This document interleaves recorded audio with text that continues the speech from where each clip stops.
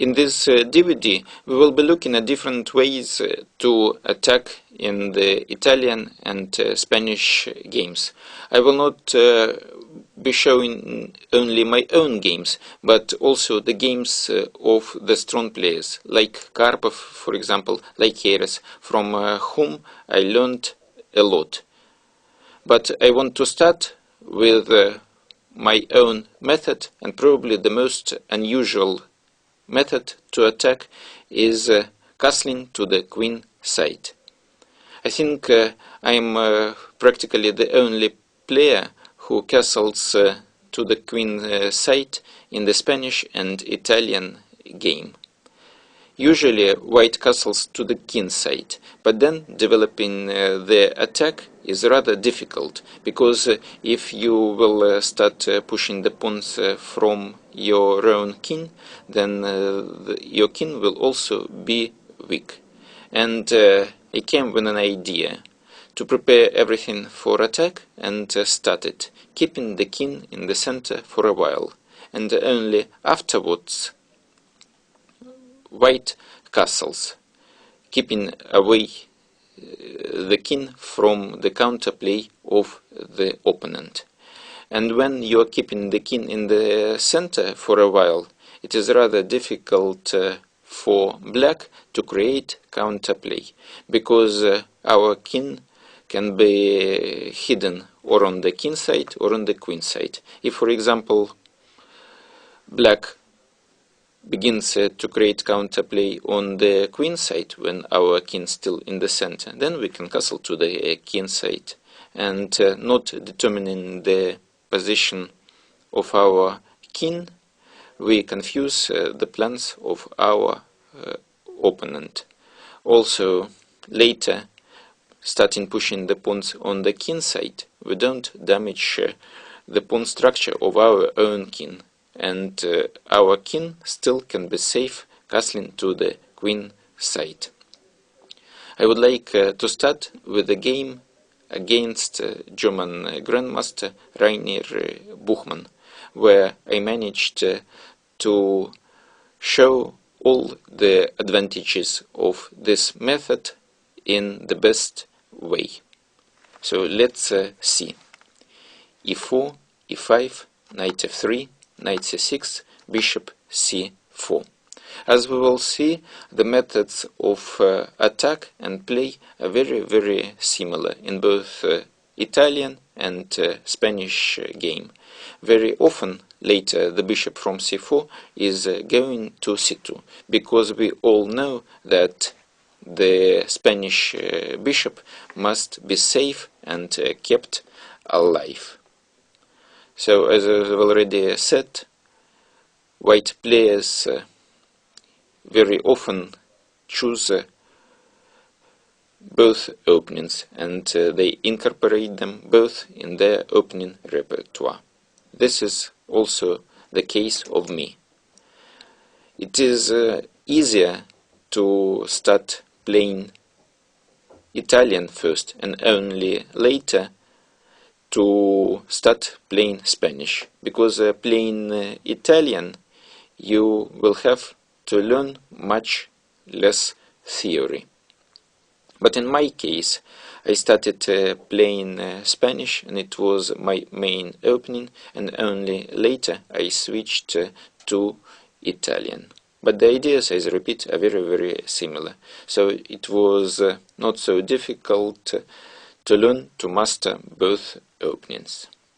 So knight f6, d3, bishop c5, c3, a6, bishop b3, and bishop a7. I'm not going to talk much about theory of these variations and openings, because it is not the topic of the present survey. It is not a DVD on the openings. It is a DVD on the ideas and plans concerning the attack on the black king. So I will not be discussing the exact order of moves, or I will not be telling that this move is better or worse according to the modern theory. For such purpose, you would have to do something else, to study openings on myself. But I think that understanding of ideas and plans sometimes can be much more important than studying the variations move by move. And if you have already studied some opening lines, some ideas, I'm sure that this DVD will help you a lot to improve your results, and maybe you will get inspiration after studying this. Bishop e7 is one of the possible moves in this opening. Also, black plays d6 or immediately castle to the king side instead. So bishop e7 is one of the possible moves. Also, it is possible to play h6 to prevent the move bishop g5, or also it is possible to castle.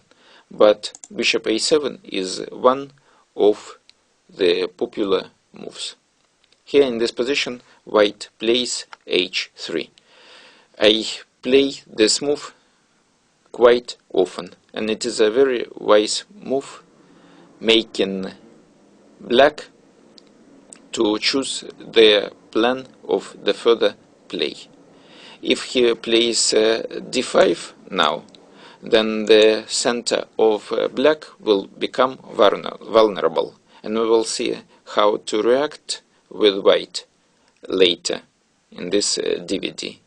If black castles now to the king side, then white can play bishop g5, and it will be very difficult for black to get rid of this pin. And later, white can develop a very strong attack. We will also study similar positions later.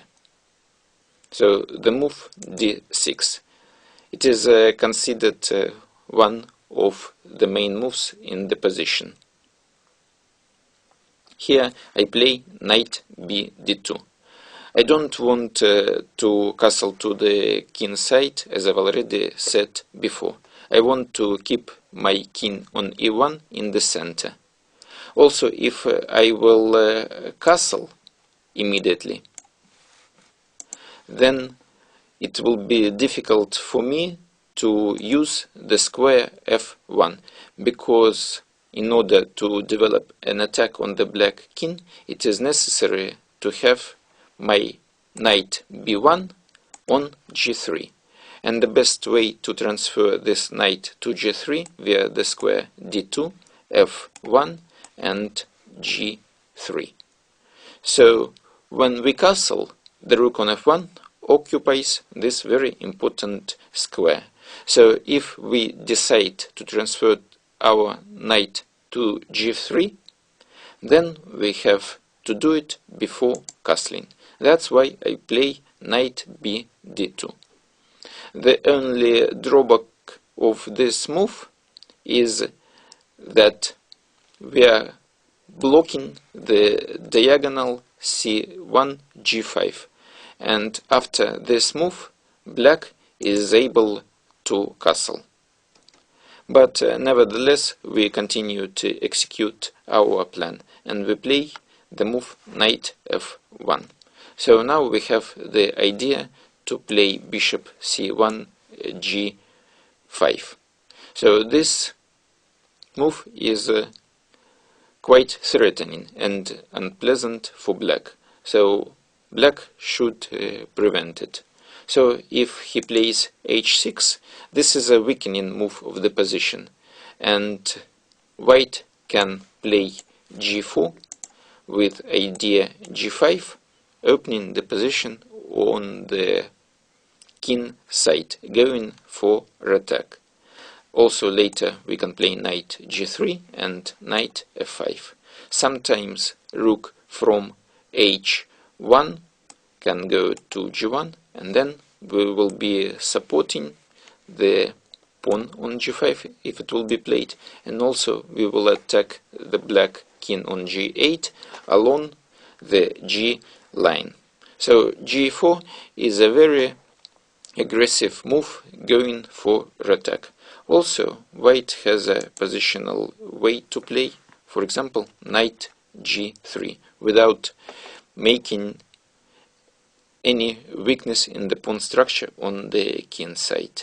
And later he can go knight h2, knight g4, also standard way of play in the Spanish.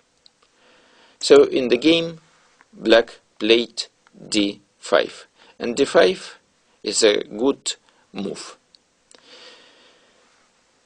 because it is necessary to react with counter attack in the center against any play on the side of the board of the opponent. And usually d5 is a good move, creating counterplay in the center. Of course, white now should not take on d5. The pawn on e4 must be intact. So queen e2 now is forced. This position is very, very typical. Not only exactly this position, but is the structure. Very often white in Italian and Spanish game gives up the control of the center.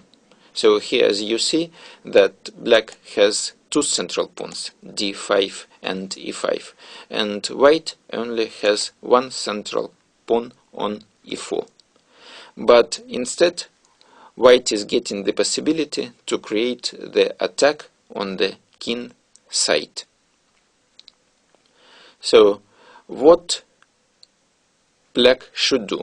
How it is the best way for black to neutralize the pressure and initiative for white? It is necessary to create counterplay in the center, later playing d4. Then the main idea for black would be exchange on c3, bc3, and then at some point black plays b7, b5, b4, and in its turn attacking the pawn on c3. So after exchange on c3, or if white takes on b4, for example, then there will be the weakness of the square d4. So this is how black should react in order to create counterplay. Also, I would like to add that it would be very useful for black to exchange the bishops. So if black manages to play bishop e6 and exchange the bishop b3, then black is getting good chances to equalize the play in this position. Of course, if white wants to attack, he must keep this bishop alive. So white retreats with this bishop on c2. But of course it is not obligatory, and if you want to exchange the bishops, then the position of white remains very, very safe, and white doesn't have any risk to lose. Playing bishop c2, sometimes white is taking the risk, and the game becomes double-sided.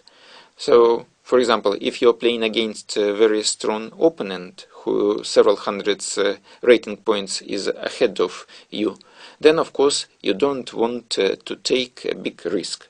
So in this case you should allow the exchange on b3, and then the position remains very safe for white. Later we'll see my game against Leka, where I played safe and didn't want to take any risk. But if you are playing for example, against the opponent who is equal as you in strength or is much weaker, then of course it is necessary to keep the tension in the position, and then you must retreat with your bishop to c2. It is necessary to remember that light squared bishop in Italian and Spanish is the soul of white position, and you should always think about protecting this bishop, keeping this bishop from exchanges.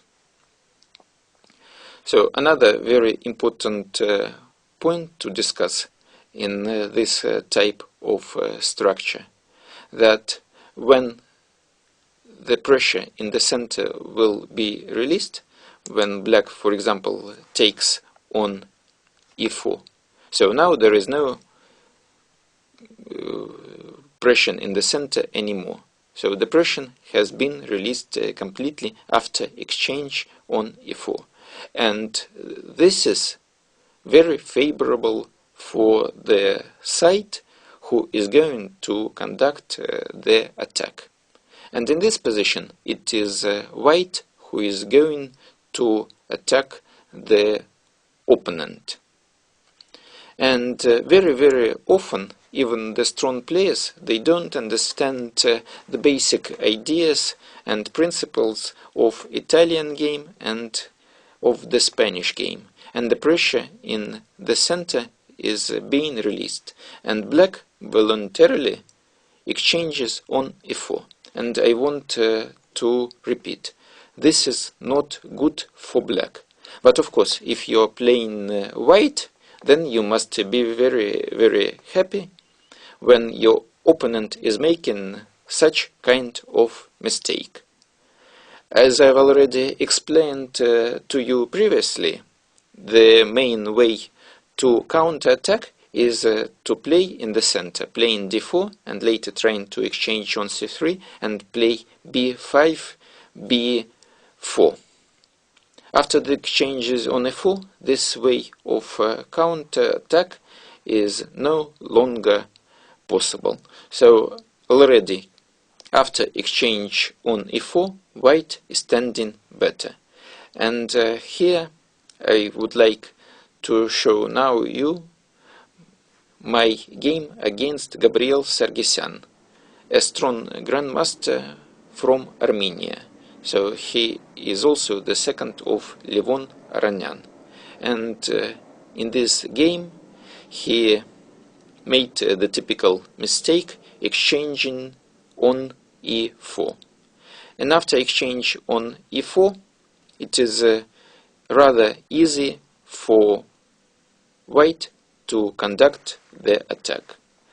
So now bishop e6 is not so good, because after exchanges on e6 there will be weak doubled pawns e6 and d5. Also, of course, white can move away and play bishop c2.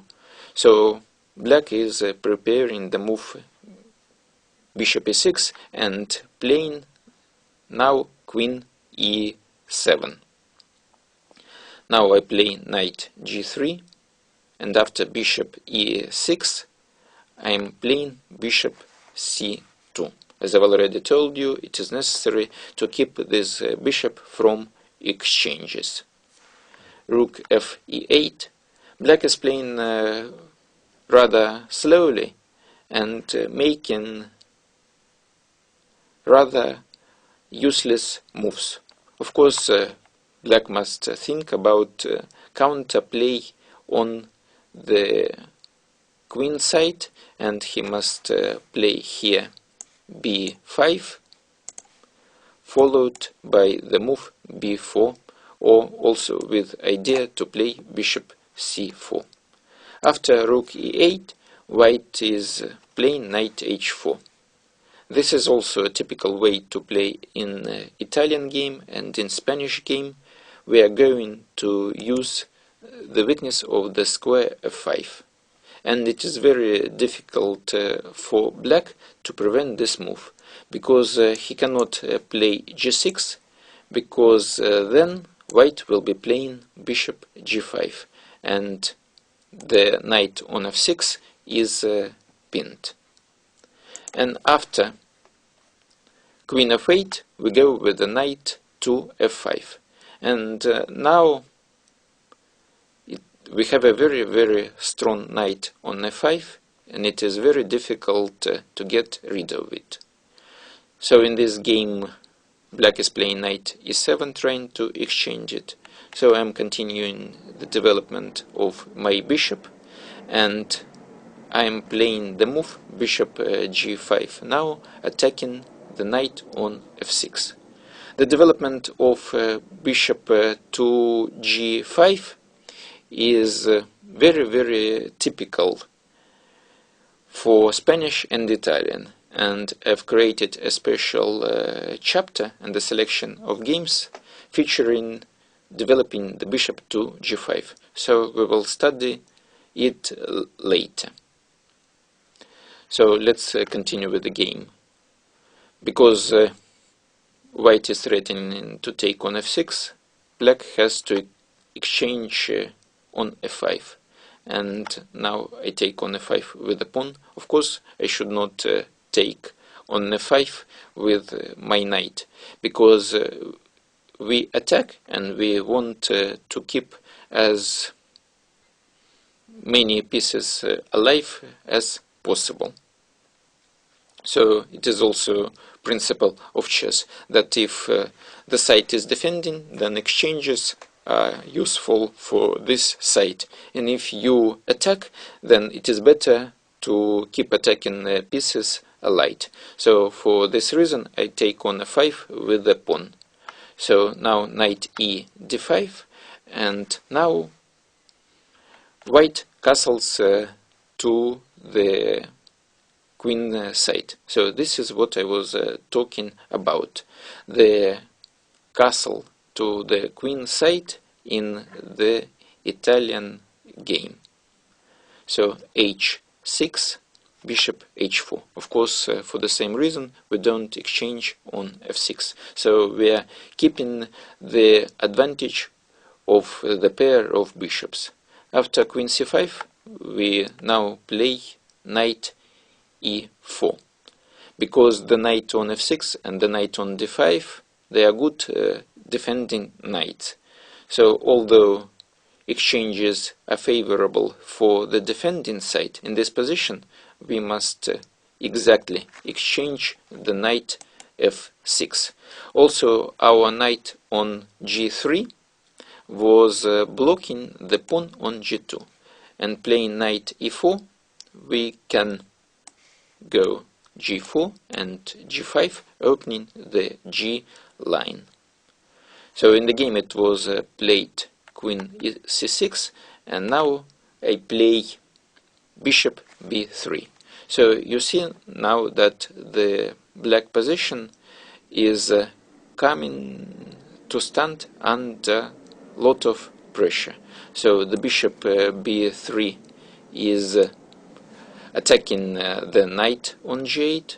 Also the bishop h4 is attacking along the diagonal d8. The knight e4 is also attacking the knight f6, and sometimes we can also include the pawn g4 into the attack. So already at this moment we can conclude that white advantage is huge, and with the correct play I think it is already not possible for black to save this game. So he played now knight f4, knight f6, queen f6, and now the move queen g4. The queen is f6 is under attack, and the queen must go away. And after queen c6, I am now playing f6. So the position of black collapses completely. So after this move, the game lasted only several more moves. Black took on g2, bishop g3, g5, queen d7, rook f8, now exchange on e4, e4, queen f5, now threatening mate on g6 and g7, and after rook f d8, queen g6. So you see that black in this game played like a beginner and lost in under 30 moves. But actually my opponent in this game was not a weak player, but a very strong player with rating above 2600, the second of Levon Ranyan. In the following video clip we will return to the main continuation, what was happening in the current game against Buhmann.